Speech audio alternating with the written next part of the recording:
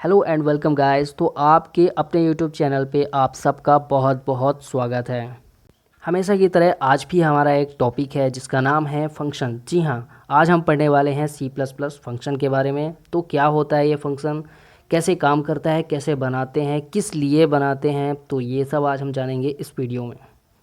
Function का मतलब खुद एक वर्क होता है, लेकिन C++ फंक्शन की वर्किंग कैसी होती है, इसके लिए आपको ये वीडियो पूरा देखना चाहिए। It's my suggestion but your choice is best. तो चलिए स्टार्ट करते हैं। तो फ्रेंड्स, यहाँ पे दिया गया है फंक्शन के लिए कुछ थ्योरी, ये आपके लिए है, ये आप नोटबुक में भी राइट कर सकते हैं। इसके अलावा अगर आपको एडवांस थ्योरी चाहिए तो मैं आपको लिंक डिस्क्रिप्शन में दे दूँगा, वहाँ पे आप क्लिक करके आप फंक्शन के बारे में पूरी थ्योरी जान सकेंगे। तो अब हम बात करते हैं एग्जैक्ट फंक्शन के बारे में। जब हम कोई प्रोग्राम बना रहे होते हैं उस वक्त कोई पार्ट, कोई स्पेशल कार्य जो होता है वो बार बार रिपीट होता रहता है।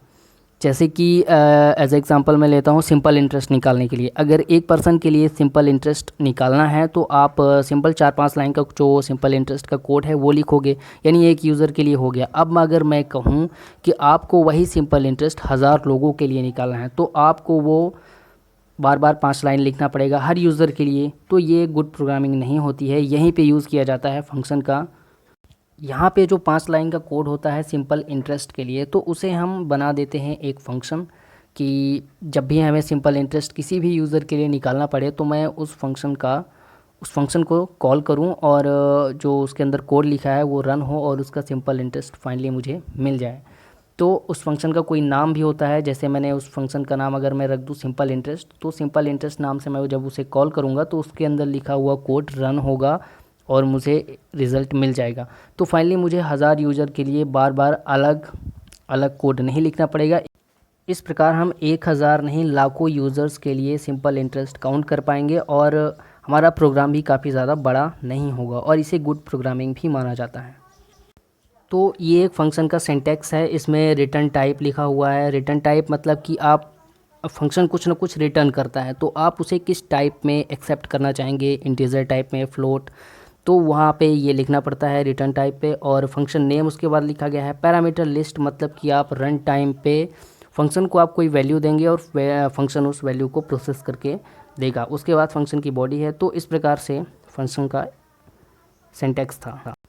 तो नेक्स्ट होता है फंक्शन के प्रकार। फंक्शन 2 प्रकार का होता है मेनली। पहला होता है इनबिल्ट या प्रीडिफाइंड फंक्शन। ये वो फंक्शन होते हैं जो सिस्टम द्वारा पहले से ही डिफाइन होते हैं, जैसे कि main function, getch function, strlen function, ये सभी प्रीडिफाइंड फंक्शन है। और दूसरा होता है यूज़र डिफाइंड फंक्शन। तो यूज़र डिफाइंड फंक्शन हम जैसे यूज़र्स डिफाइन करते हैं, जो कि हम करने वाले हैं आगे। तो अब हम आ चुके हैं फाइनली अपने एग्जाम्पल की ओर और ये रहा एग्जाम्पल। और यहाँ पे मैंने बनाया है 2 वैल्यू को ऐड करने के लिए एक छोटा सा फंक्शन। सबसे पहले मैं आपको ये बता दूं कि यूज़र डिफाइंड फंक्शन हमेशा मेन फंक्शन के पहले ही बनाया जाता है। ये ऐसा रूल ही है, ये क्लियर है और आपको इसको फॉलो करना पड़ेगा। तो उसके बाद मैंने इंट लिखा है जो कि रिटर्न टाइप है, मुझे इंटीजर टाइप की वैल्यू इससे रिटर्न करवानी है। ऐड इसका फंक्शन नेम है, इंट ए इंट बी 2 पैरामीटर्स हैं। रन टाइम पे मैं इसे कोई वैल्यू पास करूँगा और ये उसे प्रोसेस करके मुझे रिटर्न करेगा। सी एक और वेरिएबल लिया है जो कि रिज़ल्ट स्टोर करने के लिए है। उसके बाद मैं आता हूँ अपने प्रोग्राम में, नीचे सब कुछ आपको पता है। उसके बाद मैंने 3 वेरिएबल लिए हैं एक्स वाई जेड और उनको मैंने इंटर करवाया है यूज़र से इंटर करने के बाद यहाँ पे मैंने फंक्शन को कॉल किया है z is equal to add x y. ये जो लिखा हुआ है यहाँ पे मैं आर्ग्यूमेंट में वैल्यू इसको पास कर रहा हूँ एक्स और वाई, जो कि यूज़र द्वारा रन टाइम पे इंटर की जाएगी।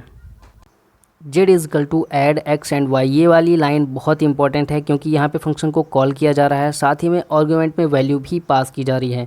तो ये वैल्यू जाएगी सीधा फंक्शन में और फंक्शन में जो ये 2 पैरामीटर बने हुए हैं int A and int B, इन दोनों में वैल्यू जो है सीधा असाइन हो जाएगी और आगे फंक्शन के अंदर ये वैल्यू प्रोसेस हो जाएगी जो कि C is equal to A plus B. इसके बाद रिटर्न सी लिखा हुआ है जिसका मतलब ये है कि सब कुछ प्रोसेस करने के बाद फंक्शन केवल सी की वैल्यू को ही रिटर्न करेगा। मतलब जब भी फंक्शन को कॉल किया जाएगा तो वो केवल सी की वैल्यू को रिटर्न कर देगा, बस उसका काम हो गया और हमको भी बस इतना ही करवाना है। फंक्शन द्वारा रिटर्न की जाने वाली वैल्यू को फंक्शन कॉलिंग के समय एक्सेस कर लिया जाता है और यहाँ पे मैंने जेड में उसे असाइन करवा लिया है क्योंकि ऐसा हम तब करते हैं जब हमें उस वैल्यू को आगे प्रोसेस करना होता है, आगे यूज़ करना होता है उस वैल्यू को। यहाँ पे मैंने जेड में असाइन करने के बाद उसे सिंपली प्रिंट करा दिया है योर रिज़ल्ट इज़। और जो भी रिज़ल्ट होगा वो प्रिंट हो जाएगा। अब आप इस फंक्शन को पूरे प्रोग्राम में कहीं भी यूज़ कर सकते हैं, कोई भी वैल्यू पास करके आप उसे प्रोसेस कर सकते हैं और अपना रिज़ल्ट प्राप्त कर सकते हैं इस फंक्शन के थ्रू। तो आप इमेजिन कर सकते हैं कि कोई अगर बड़ा फंक्शन होता है इसकी जगह में तो कितना यूज़फुल है हमारे लिए फंक्शन। और ये एक प्रोग्रामर के तौर पर, अगर आप एक प्रोग्रामर हैं तो आपके लिए ये फंक्शन जानना बहुत ज़्यादा ज़रूरी है, बहुत इंपॉर्टेंट टॉपिक है ये। तो आई होप कि आपको फंक्शन की जो फंक्शनैलिटी है वो पूरी तरह से समझ में आ गई होगी। तो अब हम बात करते हैं फंक्शन वाई के बारे में, मतलब कि use of function, advantage of function के तौर पे आप इसे अपने नोटबुक में नोट कर सकते हैं। जैसे कि यहाँ पे लिखा है, जब हम कोई कोड लिखते हैं तो वो कोड मेन फंक्शन के अंदर ही एग्जीक्यूट होता है, लेकिन जब कोई प्रोग्राम बहुत बड़ा हो जाए तो, या फिर कोई लाइन जो है code of line bar bar repeat हो रही है, तो आप वहाँ पे फंक्शन बना सकते हैं। बिल्कुल सही बात है, इससे हमारा प्रोग्राम जो है काफ़ी शॉर्ट होता है, मतलब छोटा बनता है, और जो एरर्स आती हैं वो हम इजीली फाइंड कर पाते हैं फंक्शन बनाने के बाद।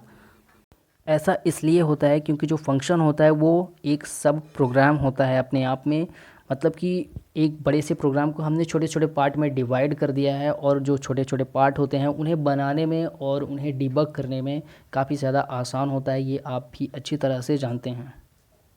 इस प्रकार से आज का हमारा टॉपिक था फंक्शन, जिसका हमने थ्योरिकल पार्ट कंप्लीट कर लिया है, और नेक्स्ट वीडियो पे हम इसका प्रैक्टिकल पार्ट देखेंगे, जो कि स्टेप बाय स्टेप आसानी से हम समझ जाएंगे, क्योंकि हमने थ्योरी पार्ट को आसानी से क्लियर किया है।